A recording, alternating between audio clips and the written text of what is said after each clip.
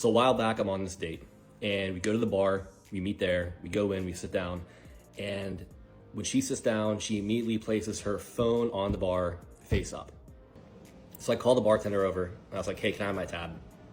But I was like, just my drinks. Like, split me off, I'm just paying for my drinks. So he does, I cash out, go out to the patio. I was like, hey, it was nice meeting you, I'm heading out, I'm leaving.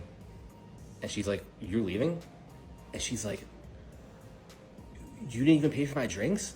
And I was like, no, I didn't pay for your drinks. She thought he was just another simp she was on a date with, but his reaction left her speechless.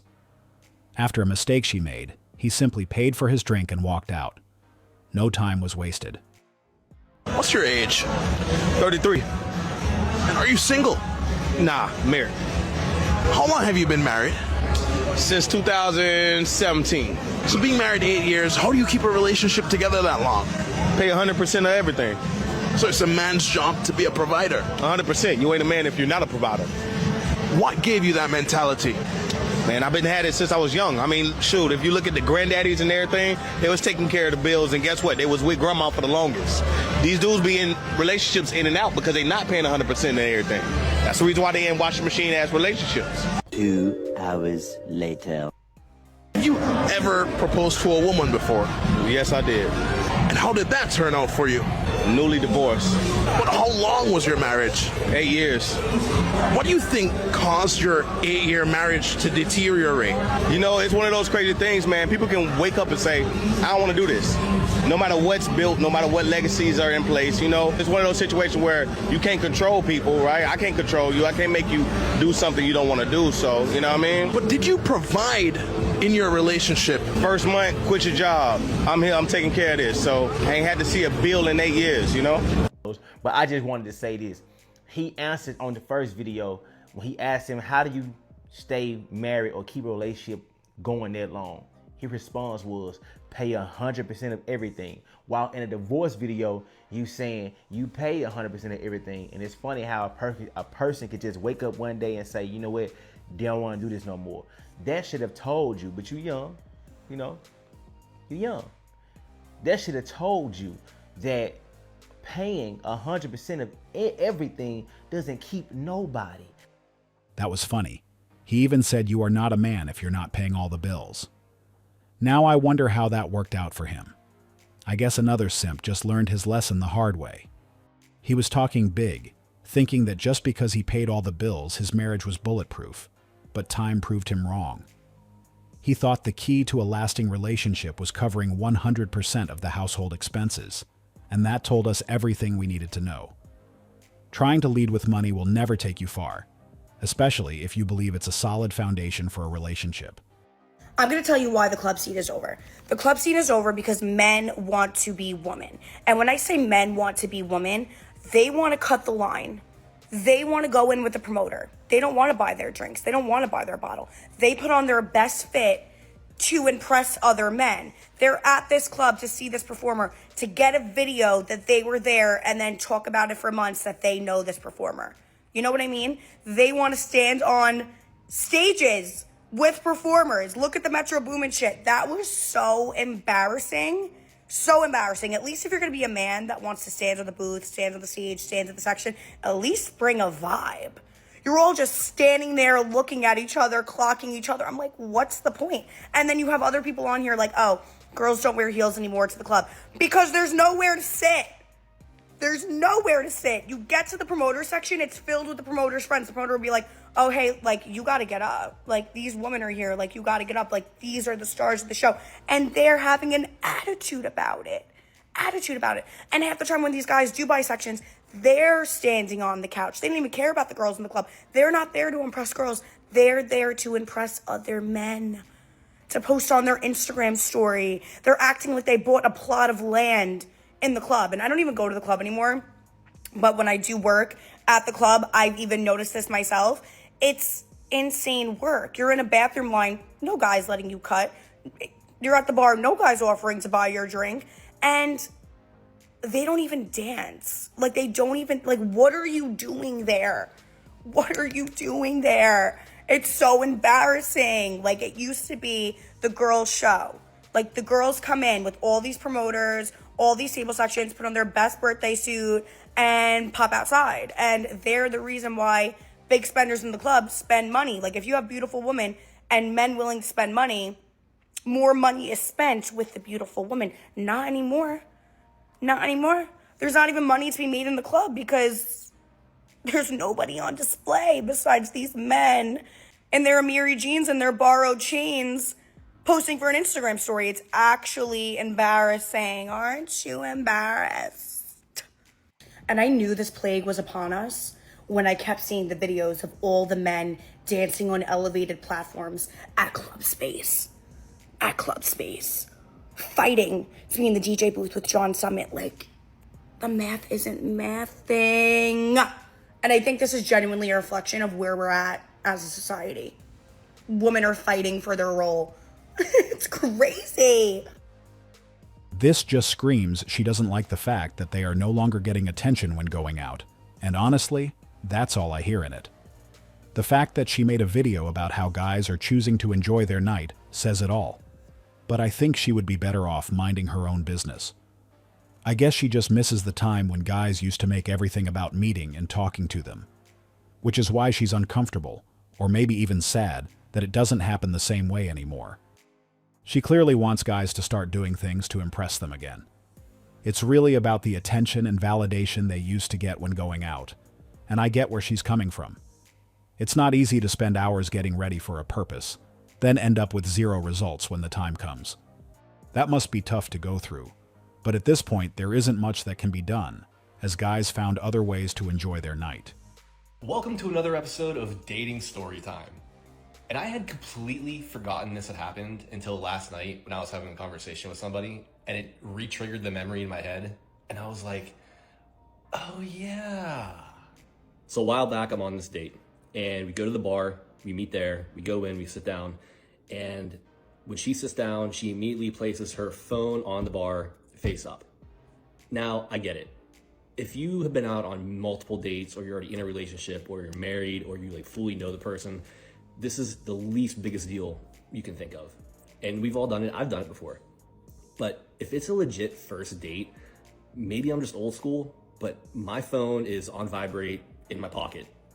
Like, I'm here for you, to get to know you, to talk to you. I'm not worried about my phone. So anyway, we're sitting there talking, we're joking, it's going well. And all of a sudden her phone rings. And because her phone is right on the bar in front of me, face up, and like flat lighting up, my eyes inadvertently go down to her phone and I see a picture of her and a guy kissing and a dude's name with like 5 heart emojis next to it. And I'm just like, okay. And she says, it's my ex-boyfriend, I have to take this. Really? Ex-boyfriend?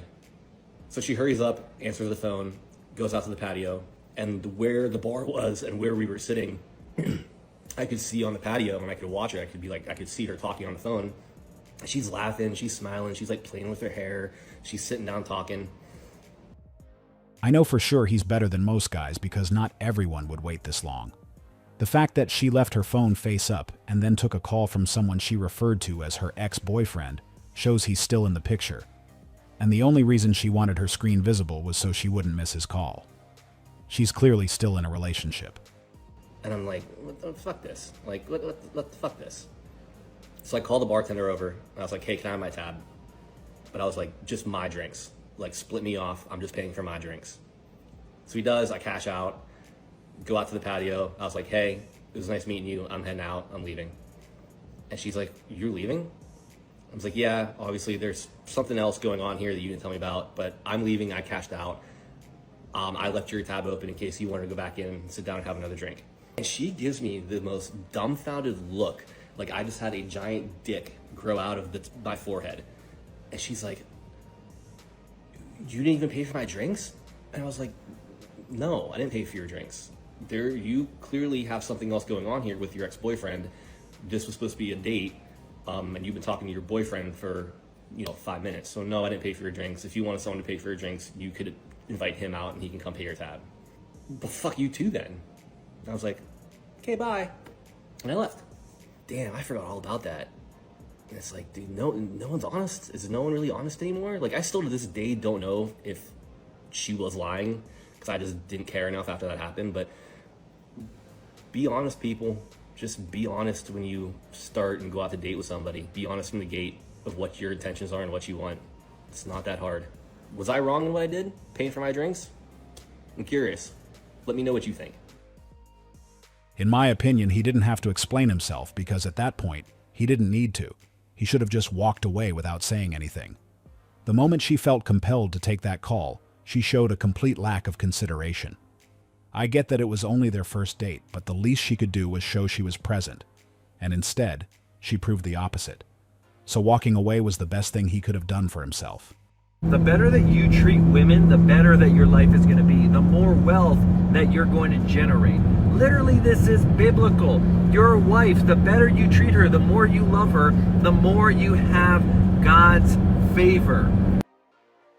I agree with his message, but it's important to clarify that it only works when it's the right person.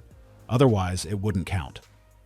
We've all seen or heard situations where a guy did everything he could for the person he was with, but because he wasn't the one she actually wanted, none of it was appreciated. In the end, she left anyway. So to avoid wasting time and energy on someone who wouldn't value it, it's crucial to make sure you're giving that effort to the right person. Living with a man seems like a real life horror film. Like, I would work 3 or 4 jobs to not live with a man. Like, why would you willingly live with a man if you don't have to? God, no.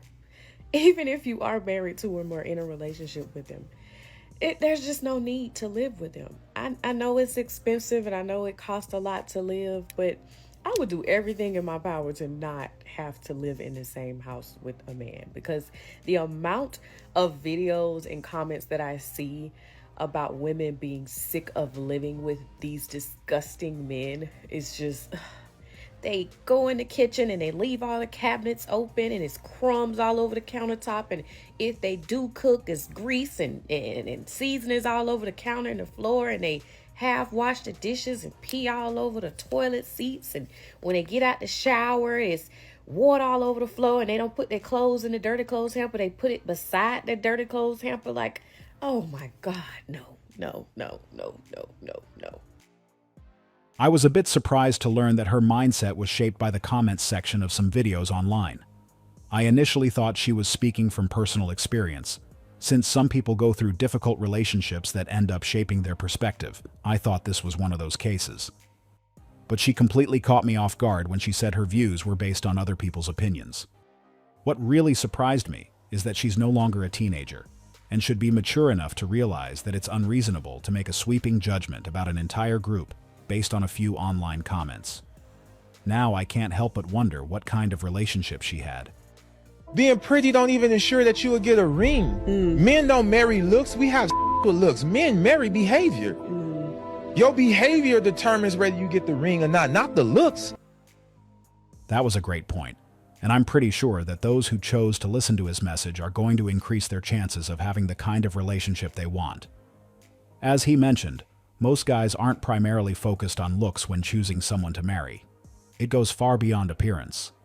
The way a woman carries herself and how she treats him will matter much more than just how she looks on the outside. Do you want to see me? Do you want to see me, yes or no? Hello? Do you want to see me? She want a link, but you cool with paying $13 for a meal rather than paying $130. This is the last thing he would want to do. He's just came to the realization that things are way better on this side.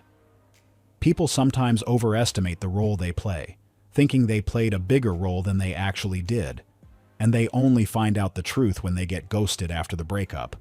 That's when it hits them that the other person is actually better off without them, just like in this case. She wants to see him, but he's focused on saving. He's trying to build something and have some money in the bank. He already knows how things go when they're in a relationship. How old are you? 19. I'm 32. You ladies single? No, that's my baby daddy and that's her boyfriend. Open relationship. So what's it like being in an open relationship with your man? We see who we want to see, but at the end of the day, we come home to each other. Is it that you're not satisfied from what you're getting, or? No, I am satisfied. It's just the lifestyle I've lived for 6 years, and so we go outside of the relationship. Do you like tell your man when you're gonna be with another guy or what? So I haven't done it recently, but I'm the breadwinner. I take care of my house. So he follows you. Correct. So you don't tell him when you're gonna get some D somewhere else. No. So what's your body count? Over 100. You couldn't see yourself getting married then. It's important to pay attention to this interview so you can understand what to avoid in a relationship. I was a bit confused at first, but everything started to make sense the moment she mentioned that she was the one paying all the bills. At no point did the interviewer bring up money or ask who covers the household expenses, but for some reason, she felt the need to mention it, and that says a lot. Now we know whose idea it was. It's clear she put that on the table, and he had no choice but to go along with it. I hope you guys can take something from this interview and make sure you're doing everything you can to stand on your own feet. It will make all the difference. It will give you the ability to stand for what you believe in.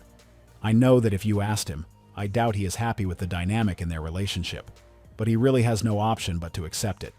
And that's not a good position.